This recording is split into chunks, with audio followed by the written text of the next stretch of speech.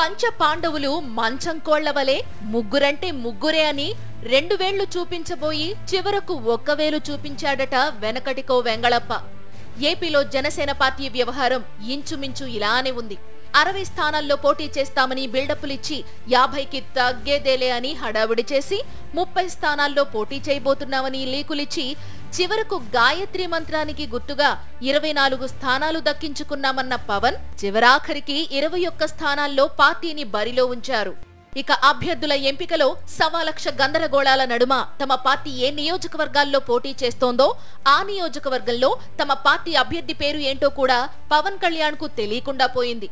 పాలకొండలో ఎన్నికల ప్రచారానికి వెళ్లిన పవన్ కళ్యాణ్ వేదిక ఎక్కిన వెంటనే మన పార్టీ అభ్యర్థి పేరేంటని అనుచరులను అడిగారు. ఆ తరువాత కూడా ఆయన పేరును తడుముకోకుండా చెప్పలేకపోయారు. ఆ చెప్పడంలోనూ తప్పుల తడకగా మాట్లాడారు. నిమ్మక జయదేవ్,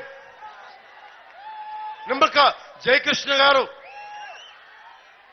వాళ్ళ నాన్నగారు 4 సార్లు ఎమ్మెల్యేగా చేశారు. తాతగారు నిమ్మక జయకృష్ణ గారు నాన్నగారు నిమ్మక గోపాలరావు గారు 4 సార్లు ఎమ్మెల్యేగా చేశారు. గోపాలరావు గారు 2 సార్లు ఎంపీగా చేశారు. నిమ్మక జయకృష్ణ మొన్నటి వరకు టీడీపీ నాయకుడు. టీడీపీలో టికెట్ ఇచ్చే పరిస్థితి లేకపోవడంతో పాలకొండ సీటును జనసేనకు కేటాయించిన బాబు నిమ్మకను జనసేనలో చేర్పించేశారు. దానికో రేటు ఫిక్స్ చేశారు. దానికి పవన్ సై అన్నారు. కానీ ఎక్కువ రోజులు కాలేదు కాబట్టి నిమ్మక జయకృష్ణ పేరు మర్చిపోయారు. ఆయన తమ పార్టీ నాయకుడు కాదు కదా. పవన్ కళ్యాణ్ అంటే రాజకీయంగా అనుభవం లేదనుకోవచ్చు. దేశంలోనే సీనియర్ పొలిటీషియన్ని అని తన గురించి తానే ప్రోమో వేసుకునే చంద్రబాబు నాయుడికేమైంది? రాయచోటిలో చంద్రబాబు ఎన్నికల ప్రచారం చేశారు. మీకు మంచి జరగాలంటే శ్రీకాంత్ రెడ్డికి ఓటు వేయాలి అని పిలుపునిచ్చారు. మా ఓటు శ్రీకాంత్ రెడ్డి గారి గట్టిగా చెప్పండి. మా ఓటు శ్రీకాంత్ రెడ్డి గారి గట్టిగా చెప్పండి. మా ఓటు శ్రీకాంత్ రెడ్డి గారి గట్టిగా చెప్పండి. చంద్రబాబు ఓటు వేయమని అభ్యర్థించిన శ్రీకాంత్ రెడ్డి టీడీపీ అభ్యర్థి కారు. ఆయన వైఎస్ఆర్ కాంగ్రెస్ పార్టీ తరపున రాయచోటిలో పోటీ చేస్తున్నారు. ఆయన్ని గెలిపించాలని చంద్రబాబు ప్రచారం చేశారు. పోలా అద్దిరిపోలా. మా ఓటు శ్రీకాంత్ రెడ్డి గారి గట్టిగా చెప్పండి.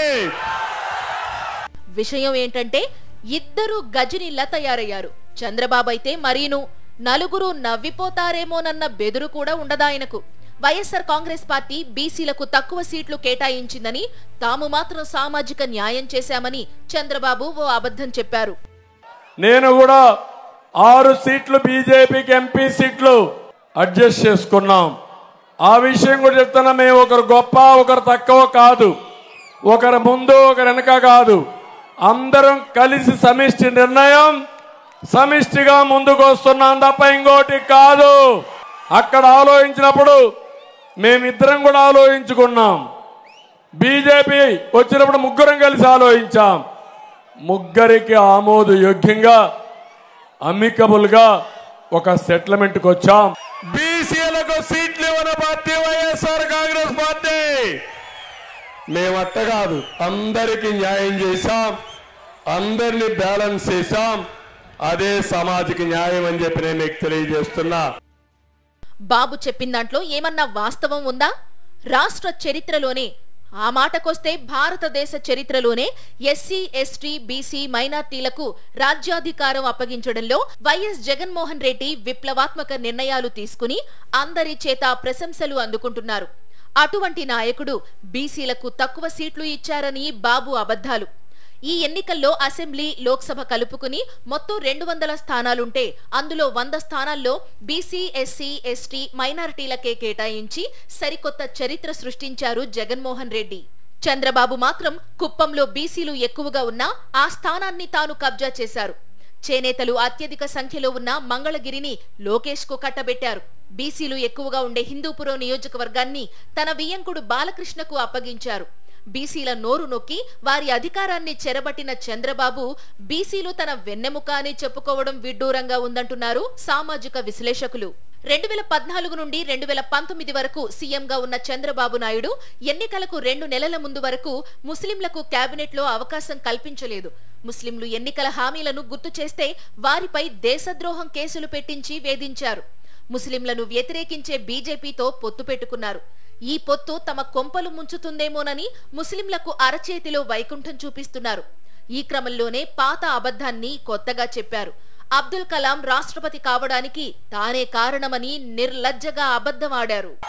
నేను అబ్దుల్ కలాంని ప్రెసిడెంట్ ఆఫ్ ఇండియాగా చేయడానికి కృషి చేసిన వ్యక్తిని జ్ఞాపకం ఉందా మీ అందరికీ అడుగుతున్నా. నిజమేంటంటే అబ్దుల్ కలాం రాష్ట్రపతి కావడానికి చంద్రబాబు నాయుడికి సంబంధమే లేదు. అబ్దుల్ కలాంని రాష్ట్రపతి చేయాలని సమాజ్వాదీ పార్టీ అధినేత ములాయం సింగ్ యాదవ్ ప్రతిపాదిస్తే దాన్ని వ్యతిరేకించిన నాయకుడు చంద్రబాబు నాయుడు. ఎన్నికల ప్రచారంలో తనని తాను ఏపీ డ్రైవర్ గా చెప్పుకుంటున్నారు చంద్రబాబు. ఏపీకి డ్రైవర్ బాబు, బస్ ఎక్కుతానని నా పేరు చెప్పండి. ఇదే Chandrababu Naidu YSR Congress party tipper driver కు ఈ ఎన్నికల్లో టికెట్ ఇస్తే వాళ్లకి ఇంకెవరూ దొరకలేదా, వేలిముద్ర వేసుకునే టిప్పర్ డ్రైవర్ కు టికెట్ ఇచ్చారు అంటూ డ్రైవర్లను అవమానించారు. ఎమ్మెల్యే భార్యకి ఎమ్మెల్యే భర్త సీట్ ఇవ్వకుండా పద్మావతికి వాళ్ళ టిప్పర్ డ్రైవర్కి ఇచ్చారు. భార్య కంటే టిప్పర్ అయితే ఇంకా టిప్పర్ డ్రైవర్ అయితే కాళ్ళ దగ్గర పడి ఉంటాడనే ఉద్దేశంతో ఈ ఎమ్మెల్యేలను కూడా మీ ఎడం చేత్తో వేలి ముద్రేసేవాళ్ళని పెట్టుకుంటున్నారు. మొత్తానికి చంద్రబాబు నాయుడు ఏం మాట్లాడుతున్నారో ఆయనకైనా అర్థమవుతుందో లేదో తెలియని పరిస్థితి. ఆయన అడుగు జాడల్లో దత్తపుత్రుడు తనకు తోచింది ఆయన మాట్లాడేస్తున్నారు. ఇద్దరు గజనీలు కలిసి ఎన్నికల ప్రచారంలో కావలసినంత వినోదాన్ని అందిస్తున్నారు.